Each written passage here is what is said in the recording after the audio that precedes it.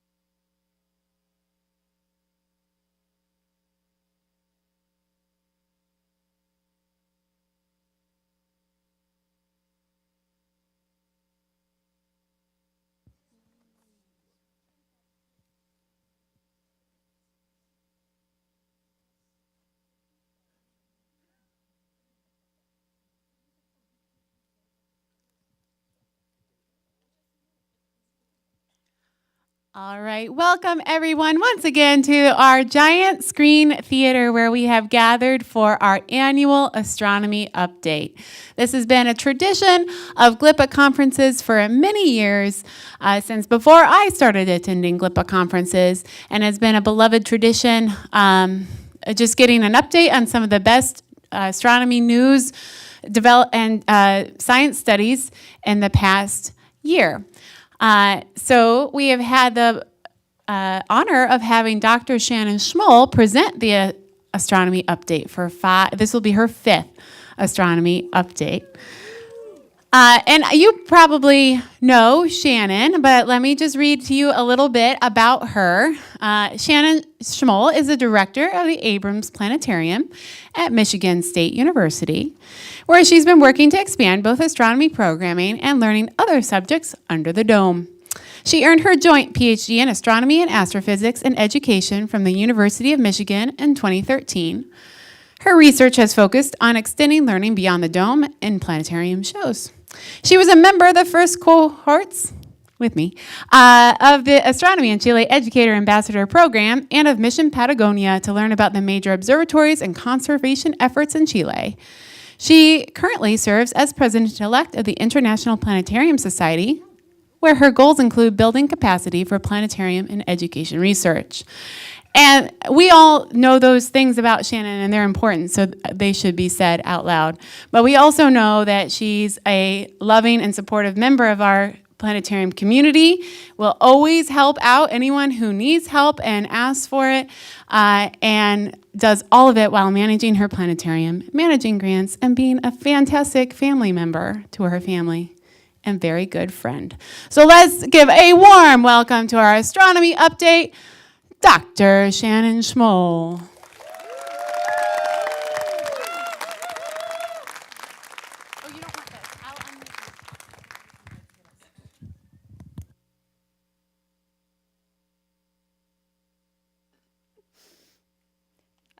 Am I good?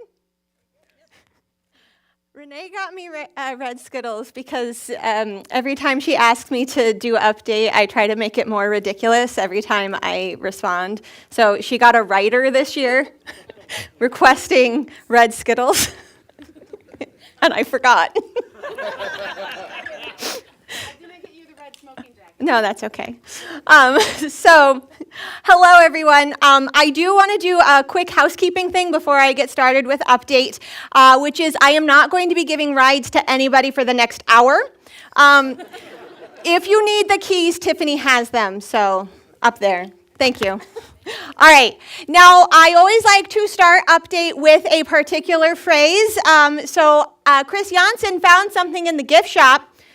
So this is a very last-minute thing, but I'm not going to do that phrase this year. It is going to be done by this puppet that apparently looks like me. All right. Thank you, Heidi, for smuggling that in. All right, so. Are you ready to be updated?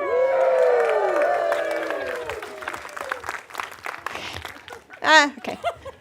I spent like $24 for, 30 seconds. But I love that puppet. It's going to live with me now. Okay.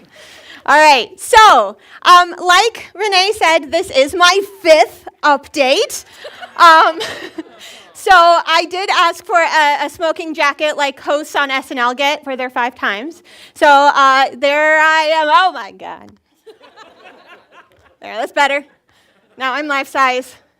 But yeah, this is my 5th one, so I do thank everybody here for inviting me back. This is a really special thing. It's a lot of work, but it's something I really enjoy doing, getting to update you on some astronomy stuff of the past year. And let's move on into the stories. Whoops. All right. So I always start with a quick rapid-fire review of some cool things that happened that you don't need me to tell you about, but I'm going to remind you. So here are some pictures I will go through. So the first one in blue there is the sky, and the sky was Brat. I did get permission from my Gen Z students to say that. Okay. But we had the annular eclipse last October, followed by the total solar eclipse. And the sun was like, hold my beer, I don't want to be outdone by myself. So gave us the aurora, which we've had several times now. That picture is from my driveway, which is wild to me. And we got even better ones, I think, a few weeks ago. And then we have a comet. So Tsu Chin Chan from Atlas Comet has been naked eye. I know many of you have gotten fantastic pictures. This is not mine. Mine is very hard to see the comet in. But I did take my kids out, and my 7-year-old ran home going, I saw my first comet! And then she woke up the next morning announcing that again. So it was pretty special. Oh, and now my phone is dinging. All right. Also, in spacecraft news, we've had Voyager started sending us gibberish. It's been fixed now, which I think is an amazing feat, because most of us cannot help our parents fix their computers over the phone, let alone billions of miles away. But it is fixed and sending us good data again. Ingenuity had its last flight, went on more flights than planned, which is stereotypical of all NASA Martian missions. They always go on longer than planned and are amazing. But Ingenuity has stopped working. One of the propellers did break on its last land. But it was a really great proof of concept for sending an aircraft onto the surface of Mars. We've had a lot of really great missions that have launched. So there's JUICE and Europa Clipper, which are both heading to study the icy moons of Jupiter. And then Psyche is heading out to 16 Psyche to study that asteroid. Also, we had the first commercial lunar lander. So this is from Intuitive Machines. Their Odysseus, landed. It didn't last quite as long as they hoped, because when it landed, it kind of tipped a bit. And wasn't able to maintain power as long. But it did land safely on the moon, so that's one of our next steps in this commercial aerospace world here. And then related to that, we had our first commercial spacewalk by an astronaut, so a civilian astronaut. And then also we are still waiting for Sunita Williams and Butch Wilmore to come back from the International Space Station. Their 8-day trip has turned into Gilligan's Island. And the current plan is February at this point to get them home. They will be sending up a SpaceX craft that was already planned that normally would have 4 people with just 2 so they can come back home. So I think we'll all breathe a sigh of relief when that happens. And then there's one more story. Does anyone see it on there?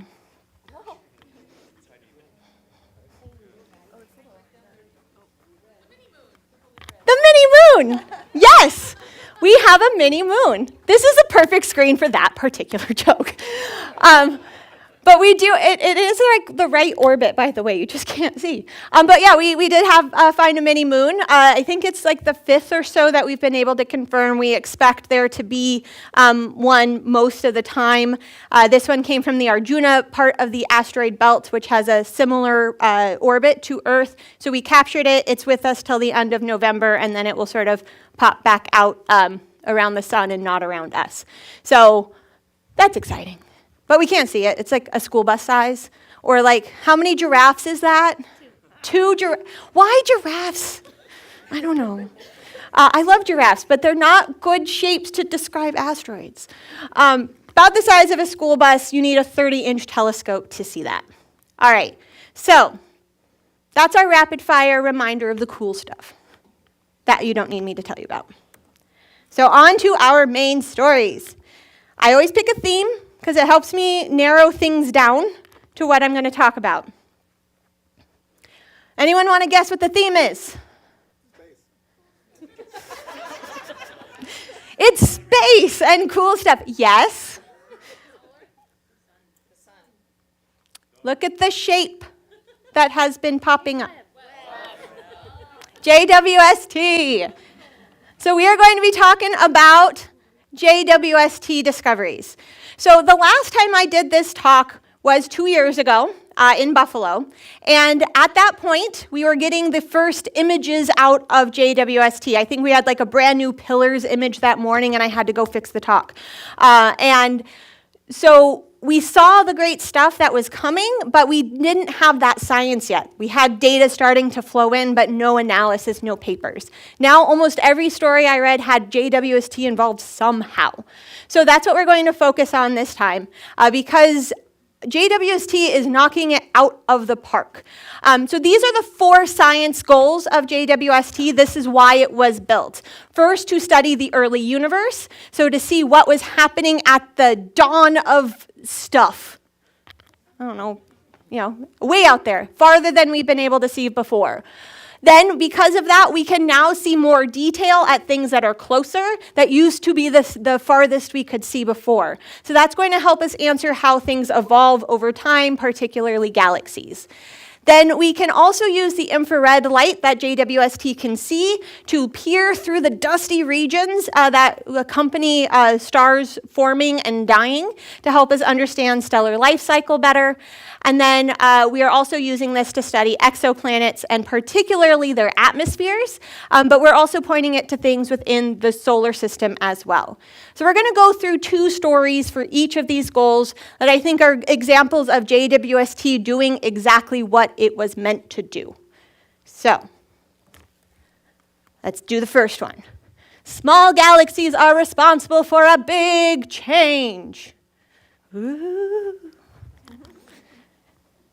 So before we do, we're going to have a briefer history of time from the Big Bang to reionization with me. Phenomena.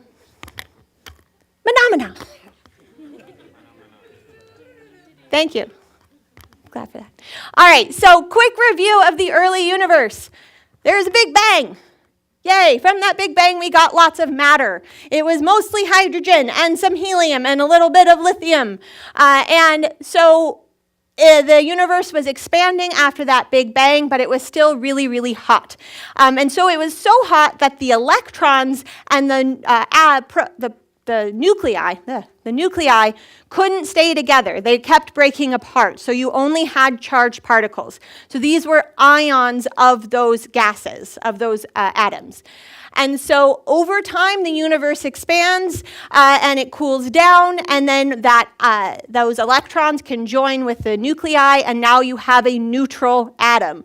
And that is called recombination.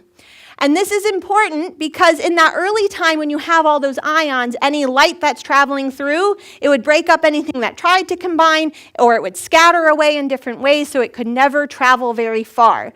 Once we have the recombination, the light was able to travel through the universe easily, and that is the leftover light that we see as a cosmic microwave background. So now we have a lovely bunch of light from that, but there's no new light being formed because there's no stars or galaxies or anything. So that's the dark ages. And then with lots of neutral gases out in the universe. They start to collapse down, you get the first stars, you get the first galaxies, and you have a bunch of gas that's left in between all the stuff. And then these stars and these galaxies are creating enough light, particularly in the ultraviolet light, to break apart all of those neutral atoms that are left over in the universe, and that is reionization, because now we've ionized again. And so the question has been, for a long time, what exactly caused that to happen, that reionization? So there's a few options of things. There's quasars. So quasars are these galaxies with supermassive black holes that are consuming a lot of matter, and this process is really bright, and it outshines the rest of the stars of the galaxy, which is great. There's lots of energy coming out, but there's not that many of them, and the number that we could see is not enough to reionize the universe. Okay, what about bright galaxies? So things like the Milky Way. Well, there's more of them, and they are bright, but they tend to absorb that ultraviolet energy that we need, and so they're not releasing enough of it back out to reionize the gas. So the expectation for a long time has been, it's these faint galaxies, these dwarf galaxies that are out there. But the thing is, the faint galaxies are faint, so we can't see them. So we haven't been sure until now. Go JWST. Okay, so now with JWST, it has looked at some of the faintest galaxies in this era. So this is at a redshift of about 6 to 9 or so. And so when we're talking about the really early universe, we talk about it in terms of redshift and not like light years at this point, because since the universe is expanding, as the universe expands, the light is also getting expanded out. So your wavelengths of light expand out to longer wavelengths. So it gets redder, and we call that redshift. So we can measure how much it's been redshifted, and the farther away something is, the more it's been stretched out. And so we tend to talk about this in terms of redshift as a form of distance. So this is, JWST looked at some of the faintest galaxies ever observed in this era. So this particular work, you can see stuff that has been looked at before, and then the magnitudes of the things that they are observing in this particular study with those yellow stars. So significantly fainter. And they did this by using lensing. So they looked at the Pandora cluster. And so for gravitational lensing, if you have a more distant object and the light passes by something really massive like a really big galaxy cluster, the gravity of that cluster can bend the light around it and can bend additional light around towards the observer, like, say, Ollie the owl with its really big eyes. He was really cute, or she was really cute. I really like that owl. All right, but you could bend extra light, and it also magnifies it a little bit, so now you can see some things that are fainter. So JWST is seeing fainter things by itself and using this lensing to kind of get a boost in what it can see. So using that, they wanted to try to find things that are in this redshift range for reionization. They wanted something that was magnified very by a lot, which they could determine from various models of how things will magnify, because that would give them, again, those fainter things. And they wanted something that in the ultraviolet light would be fainter than -17. And what they got were things within 6 to 7.7 and a magnitude that should be a capital M, down to -15. So they got 8 of these galaxies. So there they are up there. Okay. So they analyzed the light that was coming out of this to see, is there enough light coming out of these galaxies, of these dwarf galaxies, to reionize the universe. And if you sort of extrapolate it beyond that to the number of expected dwarf galaxies, how much of their light do they need to actually be able to release out into the universe to reionize? And they found that you need between about 5 and 15% of their light to get out there, and that's it, and the expectation is it's more efficient than that. So absolutely, these can reionize the universe. This is one of the first pieces of proof that we have that this is happening. So yay, the little galaxies are responsible for a big change.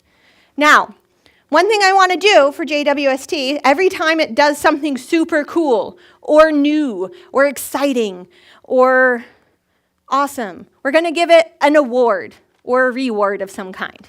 So for this one, because it was looking at these really faint galaxies that are from a long time ago and far, far away, it gets a medal from Princess Leia.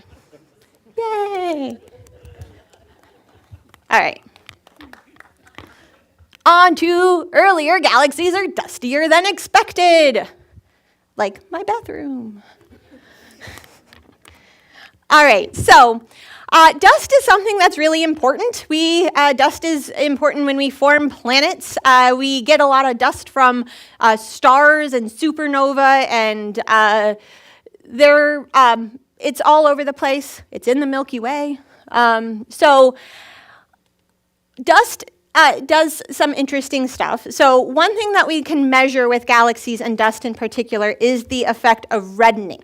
So if we are looking at something and it's a bit dusty, dust tends to scatter blue light away and let the red light through. And so if you compare wavelengths of light, like you compare your red light to your blue light, that ratio will tell you the color of that object in a numerical way.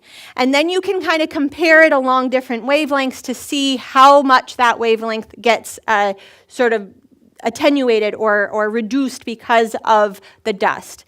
And in the local galaxy, so near us, what we have observed is that in the ultraviolet light, there is this bump of reddening right there, which is associated with the polycyclic aromatic hydrocarbons. That's why I wrote it as PAH. And we have this on Earth in like combustion engines, but we also see this out in the universe, and again, really important for things like planet formation and star formation. And we have observed this UV bump out to a redshift of about 3. For reference, that's about 2.5 billion years after the Big Bang. So we have seen some dust out there, but with a survey done with JWST, there was this one galaxy at around a redshift of 6, almost 7, where they observed that bump as well. So it's that one in the red box. I think they're mapping it differently so it's a dip rather than a bump.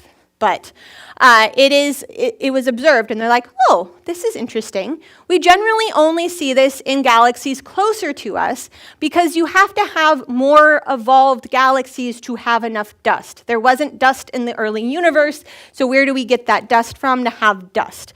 Well, let's see if there's other galaxies that are like this. So they went through, and there were 49 other galaxies, and to help you look at these really faint features, what you can do is stack the data on top of it to try to make those features sort of pop a little more. And so they looked at about all of those, and they found about 10 that look like they might have that bump. And when you stack all 49 of the galaxies, it washes out. You don't see anything.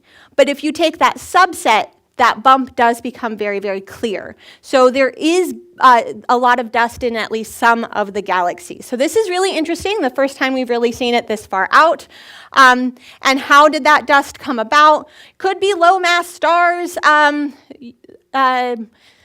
can be helping create that dust, but there's not enough of them. So with stars, the earliest stars were really, really, really big, and they gave us heavier elements, and then when they explode, they give us those heavier elements that we can then make new stars with that aren't quite as big, and that's how you get to low mass stars. So we didn't have those in the early universe, so we see no evidence of that. Could be a supernova. When stars explode, they create a lot of dust, but they also destroy that dust.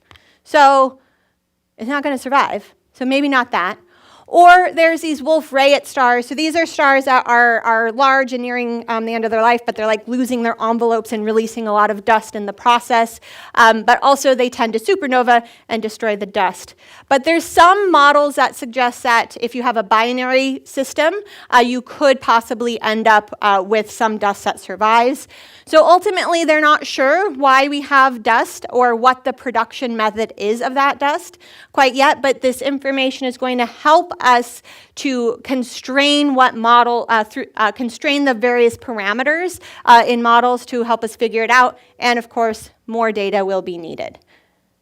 So, it found dust really far away. It gets one of those little trophies that you get as a kid that sits on a shelf and gets dusty. All right, oldest black hole ever seen. Woo. Okay, so we're moving on to galaxies over time. Bloop, bloop. I shouldn't have walked all the way over there. All right, so there's this galaxy, GNZ11. It was the oldest, farthest galaxy that we had ever seen. Hubble saw it until JWST came along. Because here's the thing about JWST. Hubble discovered some really cool things, but then it sort of comes in like Sherlock Holmes and a consulting detective and like helps find more details. So that's what it's been, it was doing with this particular one. Now this is a really awesome old galaxy. It's super duper bright, so we assume that there's a black hole there because that's the only way it could be this bright. But they were actually able to confirm the black hole. So what it found were these spectral lines that were consistent with a broad line region of an active galactic nuclei. So here's an image over here on your left. And so in the center of an active galactic nuclei, you have a supermassive black hole. You have a disk of material that's really, really bright and often a torus of dusty stuff as well. And then gases will orbit around. The closer it orbits, the faster it goes. And so the broad line region is the stuff that's in the center, pretty close to the black hole. And what's important with that is, so like as this gas is coming around, you have some of it that's coming towards you. So that light that you have in a spectral line will get shifted towards the blue. It gets condensed down to a shorter wavelength. But you also have some stuff that's moving away, so that gets red shifted. And so you're looking at all of this together that from your perspective, that line gets sort of stretched out here, and it broadens out. And the width of that line can help you figure out how fast it's going around. And based on how fast it's going, you can measure the mass of the object that it's going around, and this confirms that you have something super duper dense like a black hole. So if you do that, the mass that they get is a black hole about 1.6 million times the mass of the sun. Ooh, that should have an S. I found a typo. Oh no. Okay, but it's about 1.6 million times the mass of the sun. For reference, the one in the center of our galaxy, which is a relatively small supermassive black hole in our era, is about a few hundred million times the mass of the sun. So it's still small because it's the early universe. It's got to grow. It's a baby. It's a baby. So what that means, though, for it to be as bright as it is, it's got to be eating a lot of gas really fast. So there is this thing called the Eddington rate, or the Eddington limit of how fast a black hole can consume material. Because if you have this disk of gas, that's where our light's actually coming from, not the black hole. But you have all this stuff and it's falling into the black hole and shining really, really bright. There's a point where it's creating so much light that the light pressure is more than the gravity pulling it in. And so then you're pushing that gas away, and now you don't have anything to feed your black hole. So there is this limit that we have called the Eddington rate. For it to be as bright as it is and be that mass, it has to be accreting at 5 times the Eddington rate. All right, so it could be that it is, if you assume it doesn't go above Eddington, that means you have a black hole that is 10 million times the mass of the sun. And that means you have an even bigger black hole in the very, very early universe. So it's likely this one based off of the observations. It's the smaller one. So it's like this squirrel, okay, that comes to your bird feeders and just eats everything. And you have to refill it. Then you have to do it over and over again, and you try to do the baffles, and it doesn't work. And now I'm going to go into a rant about bird feeders. Or it could be like this little ostrich, so it's a lot bigger, but it eats like a bird. Okay, that's a phrasing, right? Ha! Thank you. So the thing is, like, we don't know for sure. Maybe there's some physics that we don't understand at this particular time, so it could still be this large one. But this is related to something called black hole seeding. So in the early universe, you need to have some sort of way to start your black holes. So you can have a small seed. So we have our safflower seeds right there. So you have a smaller black hole, maybe from a star dying or a cluster sort of collapsing in, and then you end up with a smaller black hole that can eat at these really high rates and then stop and then start and stop and start. There have been models to show that that can work that way. Or you could have your larger seeds, like our black oil sunflower seeds, which are the most versatile bird seed you can put out, by the way, if you want to attract birds to your backyard. Unsolicited bird fact. Okay, so, but that would come from a large cloud of gas that would collapse in and sort of start off that black hole really big from the start. So the models that they looked at, you could explain it either way still, so we'll find out. But it's more data that's going to help us understand that. And again, this is now our oldest black hole ever observed and been spectrally confirmed. So it gets the Budweiser universe record for oldest black hole. I'd like to thank the helpers for answering my question of name a beer last night in the WhatsApp. They must have been confused. Someone did say Guinness, and I was like, oh, it can't be Guinness. So anyway. All right, so here we go. Next one. Now, early black holes are adorably chunky. Chunky. All right, so we're still on galaxies over time. So one of the things that JWST has been doing is pushing what we call the black hole horizon, not to be confused with the black hole event horizon, which is the basic size of a black hole. But this is the horizon, which is how far away can we see black holes. So we see that before. GNZ 11, what we just looked at, is that really far black hole at a redshift of almost 11. So now we can see things that are farther away. But what this also means is, so before JWST, we would see those really, really bright quasars that are outshining everything else at a redshift of about 4 to 7. But we couldn't see other details. If we wanted to look at other details of the galaxies, we had to look closer. Now, with JWST, when we look at that distance, now that's where we can see those extra details. So smaller black holes that are not outshining the rest of their stars, so that we can now get that extra data. And the reason why that is important is because we use that information to look at relationships between the black hole and the host galaxy to try to see what kinds of trends there are. So there's one called the M-sigma relation. So this is the mass of the black hole compared to the velocity dispersion. So this is the different velocities of things orbiting around in a galaxy depending on where they are. And that is going to be related to the total mass of your galaxy, so your stars and your dark matter and all of that stuff. And there's a very clear trend that has been observed in the local universe called that M-sigma relation. Also, black holes seem to get bigger in time with, there's a trend there between the black hole mass and the stellar mass. So if you take just the stars and just the black hole, there's also a clear trend, though there's some slight differences and scattered depending on the type of galaxy that you have. All right, so now we can do this at a farther distance. So we've been doing this for the local galaxy out to, again, a redshift of maybe 3 or so. We haven't done this for more distant things until now. Yay, go JWST. All right, so they wanted to look at more of these at a closer or a more distant redshift. So they wanted black holes that were not lensed because that introduces additional complications into what you're trying to observe that you have to correct for. So this way you can kind of not worry about that piece. They wanted it to be confirmed spectrally like we just saw with the other black hole, and specifically using an H alpha or a spectral line from hydrogen because it tends to be a little more accurate. So they got about 21 galaxies for this one.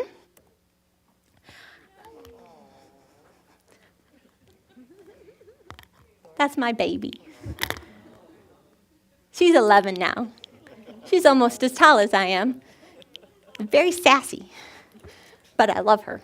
She's a very cool kid. So what they found is the trend is different. So here are closer to us at low redshift, things that are in our time of the universe, where the black hole is about 0.1% of the stellar mass of the galaxy in general. Whereas there at the high Z, it's about 1%, so a factor of 10 higher. And once you put in errors and other possibilities, it could be as much as 10%. So for the size of the galaxy and the black hole at this time, the black holes are a lot bigger compared to their host galaxies compared to what we see today. So they are small because they haven't grown that much, but they're really cute and chubby and got the little rolls that you're just like, oh. All right. Or it's like this cat. Have you all seen that cat? I forgot his name already. Oh Lord, he's coming. Yeah, I think so. He got stuck in a shoe rack, and that's what made him famous. But he's really cute too. So I wanted a cat in there. But I did get permission, by the way, from my daughter to use this picture. I did ask her before I did that. But we are seeing this difference. So this comes back to the thinking about that seeding again, and how are things actually getting bigger? How are the black holes growing? So if you have a heavy seed, so that really big black hole that is formed just from a lot of gas collapsing down first, what's happening is you're going to be taking a lot of that gas away from star formation in that galaxy. So you form that black hole, and now you have less gas to form your stars. And so that could make sense as to why the black holes are bigger compared to the stars, because the star formation rate hasn't caught up to the black hole. Similarly, with the small seeds, you're accreting stuff really, really fast, so you're using that gas a lot faster, and there's less gas for star formation. Or it could be affecting the star formation as well by, again, blowing stuff away. So again, they looked at a few different models that looked at what if we have light seeding versus heavy seeding, how fast do they accrete, and can we explain how we get from there and all the observations that we see and get to the quasars that we see today. And they could explain it in a few different ways. It seemed to favor the heavy seeding a little more, but there's more study and research that needs to be done. So because JWST helped us understand these trends, it's on the cover of Cosmo.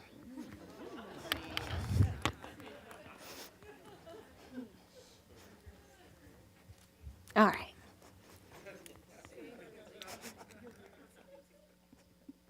All right, we're moving on to the stellar life cycle now. So, neutron star 1987A. There's a neutron star. There's a neutron star in the supernova remnant of 1987A. There we go. I got there. Okay, so this supernova went off in 1987. We were able to see the progenitor star before it exploded, which is really nice to have that data.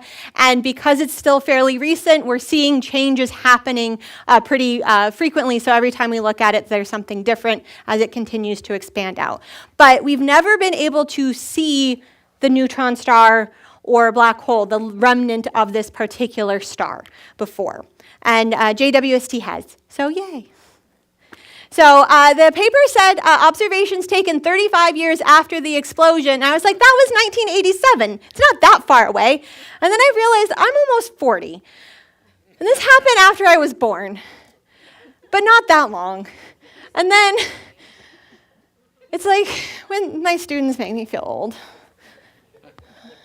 And then they say things like, the kids these days make me feel old. And then I'm just look at them, I'm like, what? No. Exactly. Oh, you sweet summer child.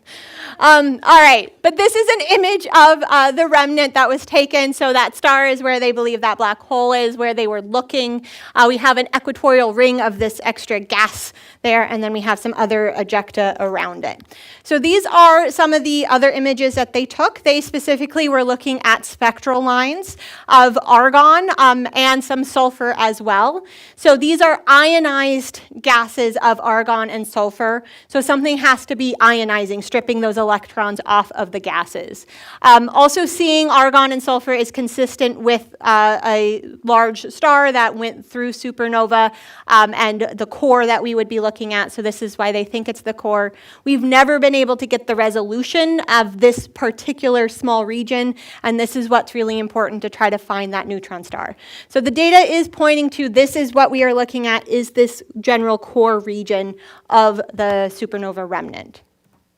Okay, so what is causing that ionization? There's a few different options. It could be a neutron star that is a pulsar, much like in the Crab Nebula, and that pulsar can be creating this wind around it, and through that process of the wind is shocking the gas, making it really hot and ionizing that gas.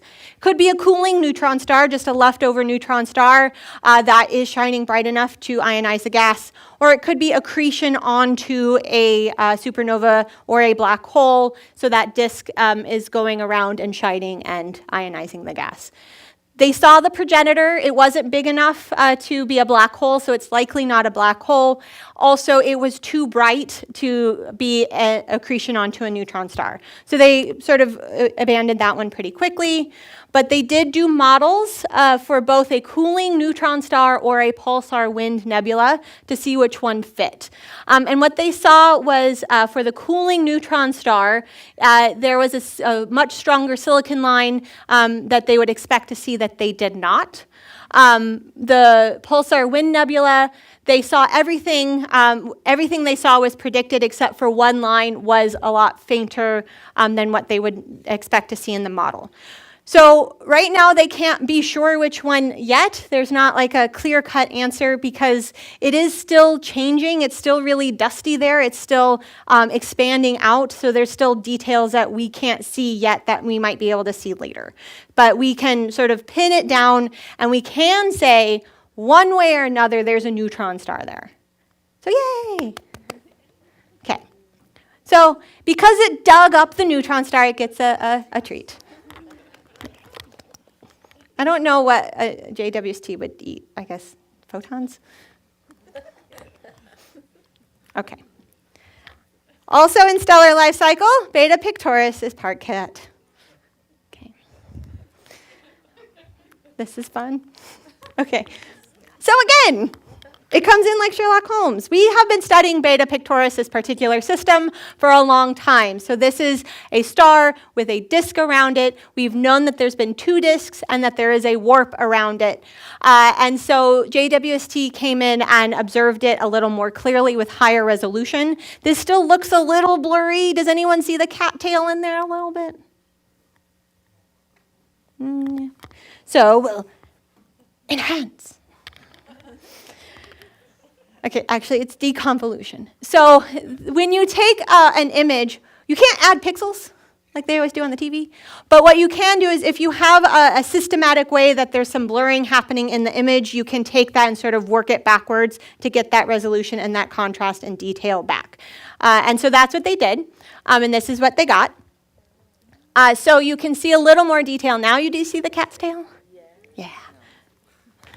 It's labeled. Do you see the words cat's tail? It's there. All right, so we have that main disk there, and then there is this secondary disk that's sort of coming off of it at an angle. You see more of it on your left side, and then on the right side there's this little blip that's coming up, and that's the cat's tail. And then there's like this sort of diffuse, clumpy, striated nebulosity, which they also called fluffy. So that's Lyra. She's my cat. She likes to show us her belly. Did you ask her permission? I did. Okay. She doesn't care. As long as I pet her, she's happy. So, also, like, diffuse clumpy makes me think of, like, cat litter. So, anyway.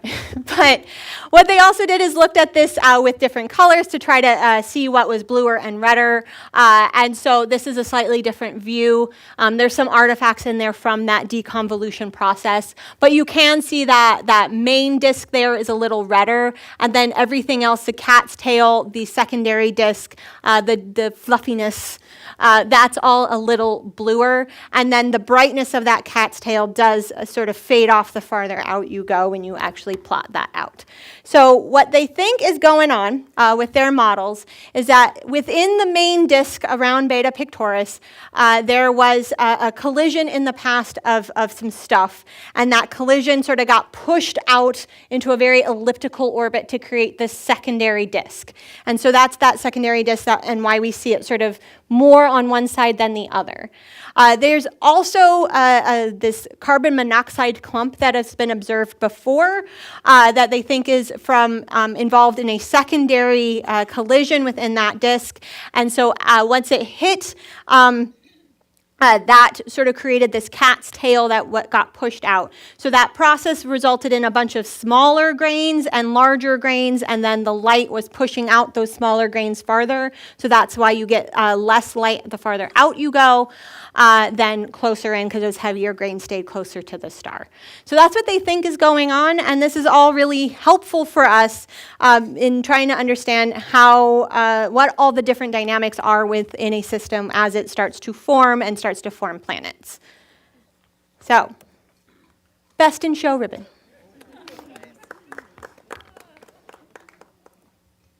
All right, moving on to other worlds. We're going to look at 55 Cancri E, and it has a newer atmosphere. So let me explain what I mean by that. I had a hard time coming up with the short title for that one. Okay, so one thing that we know about JWST that I think has been out there a lot was that one of the things it's going to study is the atmosphere around other planets. So, and the way we have heard about it the most, certainly what I've heard and thought about the most, is when a planet transits. So when a planet transits in front of the star, we can have that star light and that spectra when the planet's not there, and then as it moves through and we get that data, we can sort of separate out the stellar spectra and see what other absorption lines we have within the gas to measure what's in the atmosphere. So as that starlight passes through a planet's atmosphere, it's going to get absorbed, and then we can see what that's made out of. JWST has that resolution. So this is really great and fantastic. But JWST can also do secondary eclipses. So what that means is as the planet goes behind the star, we now see a little less light because it's not being reflected off of the surface. But as it's going, we can see that reflected light off the surface of the planet. And now we can measure some information on the atmosphere as well as the surface. So this has been, we've known for a while that there is a variable surface temperature on this particular planet, and it has a molten surface. It's really dense. It's about 2 times the mass of Earth and almost 9 times its mass, the radius and mass, what that says. Okay, so they're like, okay, well, we have this data. Let's see how we can try to explain what we see. So they looked at the brightness temperature, and that's the temperature up there, nearly 1800 Kelvin. And what that is not the actual temperature or the surface temperature, but if you take the light reflected off of the planet and treat it as if it's a star with a black body radiation, what temperature do you get? It's just a different way of sort of measuring these properties. And so if it were an airless, rocky planet, so nothing happening there, it would be a lot hotter. So something has to be going on to try to distribute that heat in some way and make it cooler. Well, it could have a higher albedo, so it's reflecting a lot more light. And it could explain that temperature, but the albedo it would need to do that is not expected for a molten world. It would be way too high, so it's likely not that. It could also be a tenuous atmosphere, so just something that's just kind of left over from the molten stuff, just kind of bubbling up a little bit, or it could have been primordial, so stuff left over from when it first formed. But other observations were not matching up for that either. So all of this points to a more robust atmosphere around this planet that would be able to distribute that heat around it more. So what they did is they looked at a bunch of different models using a bunch of different ratios of gases, and the one that had carbon dioxide and carbon monoxide rich atmosphere was the one that matched most closely with what they were seeing. And for that, you need something to be supplying those gases through volcanism. And so they think maybe it's outgassing from the magma ocean that's there, but there's something that got formed well after it formed as a planet. So this came later. This is what I mean by a newer atmosphere. Our atmosphere is not our original atmosphere on Earth. It is changed through volcanism and other processes, and that's happening here too. So this is one of our best pieces of evidence of a secondary atmosphere around another planet outside our solar system, which is pretty cool. So, achievement unlocked. We found that. I mean, this was one of the things that JWST, like in the news, they were like, yes! This is what it's going to do, and it's doing it. So it did what it was supposed to do. Yay. Good job. Yes, good job, JWST. Okay. And last, we're going to end in the solar system. So Eris and Makemake are active. Like, they're not just blobs of rock, which is exciting. So here we go. There were some observations done by JWST of both Eris and Makemake, and what they found was methane. And methane normally has a carbon atom and 4 hydrogens. But they also found deuterated methane. Ooh, yeah, dude. So instead of one of those hydrogens gets replaced by deuterium, so it has an extra neutron in the nuclei. Thank you. Sometimes my brain forgets words. Also, they found some molecular nitrogen in Eris, but not Makemake, and they did not find any carbon monoxide on either of them, which is going to be important in further studies. But what this does, being able to find methane and deuterated methane, is now you can get a deuterium and a hydrogen ratio from this. And that deuterium to hydrogen, or that D to H ratio, is like a fingerprint for objects within our solar system. And it can tell us information on how it formed and evolved over time. And so with this, now they can get that for Eris and Makemake. So what they wanted to know is this primordial? Is this just leftover stuff from when they formed? As things sort of collapsed in and made an object, they would have had some gas left over. Is it from that? Is it abiotic, so from hydrothermal processing of carbon monoxide and carbon dioxide, so that activity, or is it thermogenic, so the decomposition of organic molecules, not life, just organic molecules in general. They were like very specific, like we go to life as a last resort of explanation. So maybe one day, we'll see. So they're not sure, but they wanted to compare this, their measurements then to different objects. So comets, like 67P there, have a higher ratio of deuterium to hydrogen than what they're seeing in Eris and Makemake. And we generally think of comets as these primordial leftover things from the early solar system. So it's likely not the primordial methane that was left over. And they looked at some other models to try to see if it was the abiotic or the thermogenic, and Eris and Makemake could fit into either of those within the data range and the models that they had. So what it is, we're not sure, but either way, to do this, you have to have some form of heat to let this happen, and if it's just a ball of rock, it wouldn't be able to hold on to that heat very well. So this points to some sort of differentiated body, something that is changing and is active. So there's some kind of evolution and change happening. There's another paper where they went into a lot of different possible models to try to figure out what would explain all of that. I did not go into that one. I read it. I was like, oh no, this is like too much geology now. But it does point to some sort of activity. So it found deuterated methane. It gets a White Russian. All right. There we go. So, oh, no. Okay. Oh, no. Okay, so that's all the JWST stories, but I do have one more. What time is it? Do I have time for one more? 7 minutes. I got 7 minutes. Okay, yes. I have an after credits scene. Okay. I have one more story. It's my present to myself for my 5th update. It's about birds.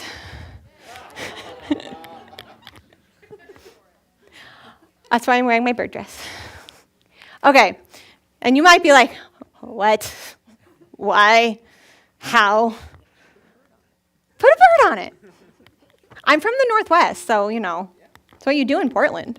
Okay, so I do want to talk about this story because I think it's cool. I don't fully understand all the science because it's biology, but I do think the results are very interesting.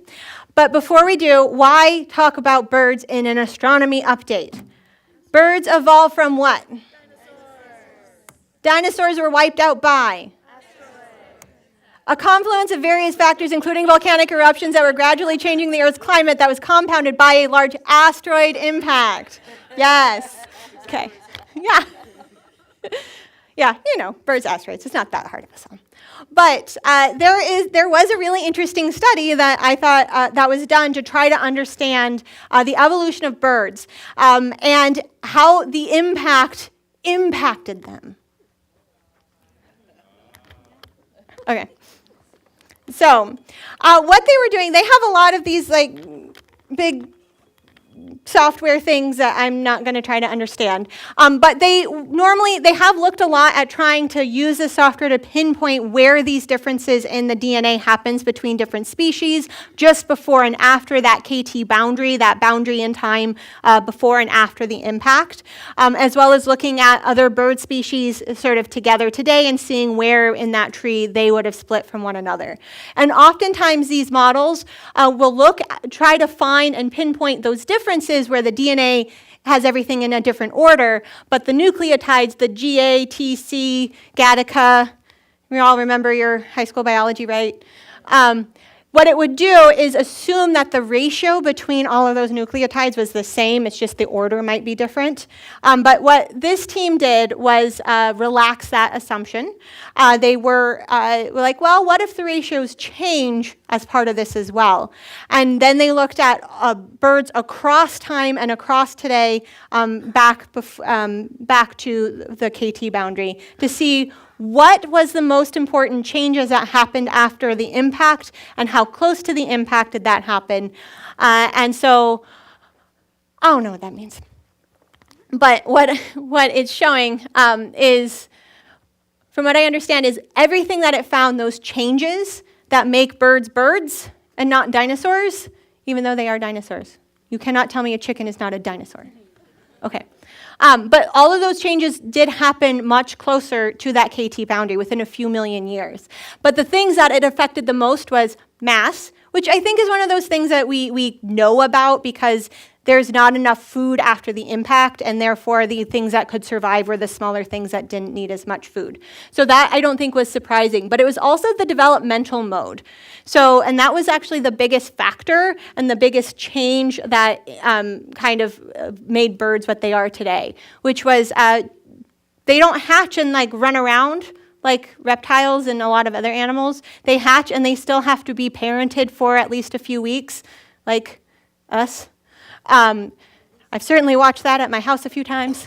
So they have to be fed. They can't leave the nest. If they do, you have to put them back in. It's okay to put a bird back into the nest if it's not a fledgling when it can start flying. Okay, more bird facts. Anyway, so that was actually one of the bigger changes. So what all of this means is that anyone who is a birder, like me, is very grateful for the asteroid impact. So there we go. Birds.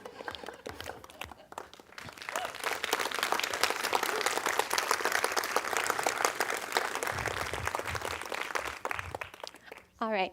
Do we have time for any questions?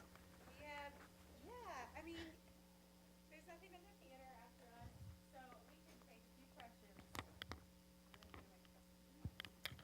Yes, we have time for a few questions. The next thing on the schedule is the dome sharing time at 3:15, and it is, in fact, 2:58. So I see a question. No. Get the microphone so everyone can hear, please.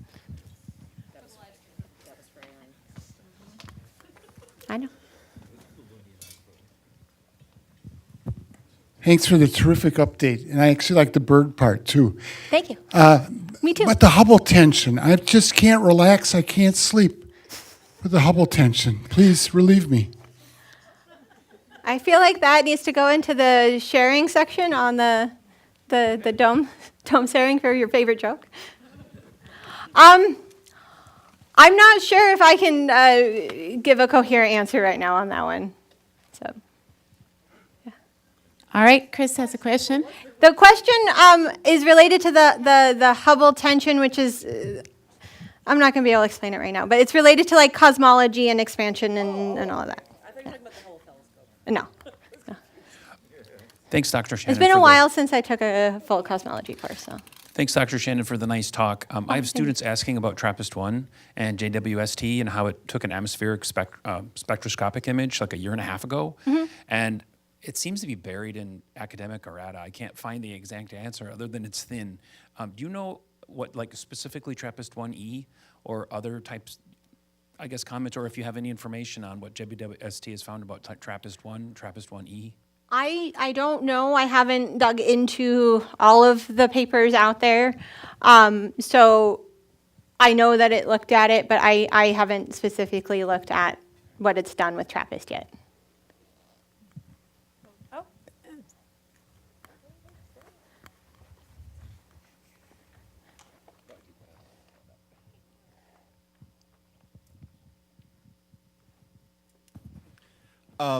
Two of your stories seem to have a lot to do with small black holes and dwarf galaxies. And this made me wonder, one of the things we, of course, now know from the Gaia data is our galaxy itself is a merger of many small dwarf galaxies over the billions of years. Is there a factor of like the transition of the universe from to like start out as more dwarf galaxies? Has that been part of this research into the reionization? So I believe that is like the idea and why they they expected it to be that way. So we would have had a lot more, just like with stars, we have a lot more small stars than big stars. That would have been true for the galaxies as well. So we would have started with a lot more dwarf galaxies, and yeah, there's that merger. And that's also part of the idea around black holes and the idea of seeding. So we're talking about, we have the small black holes and how fast are they eating, or were they bigger and eating slower? But there's some also research that and theory that's been done around, well, are the dwarf galaxies merging and then the black holes merging to get bigger as well as part of that, that story. So yeah, I think it's all about the evolution. So. Any more questions for Shannon? See, Dan asked me a question about what I actually researched, so. Let's give her a warm thank you, round of applause. Thank you. Thank you, Shannon, for a wonderful astronomy update. and to your puppet. Thank you. Puppet Shannon. Hello. That's your glasses. Exactly. So next on the schedule is dome sharing time. I did mention that at the lunch. We have a couple of different topics that we've laid out. So if you're interested in just a sort of a casual share with each other in the planetarium, that's what we're doing next from 3:15 to 4:15. And you're also welcome to just have a break. It's nice weather. Take a walk by the river maybe. You can find the planets on the community solar system model that Sheldon made if you walk along the river. And then we have free time before the banquet. There'll be a happy hour in the museum's a lobby before the banquet starting at 5:30. And then we'll hopefully be getting started with the banquet portion at 6:30. So pick your poison, and I know I'll see you.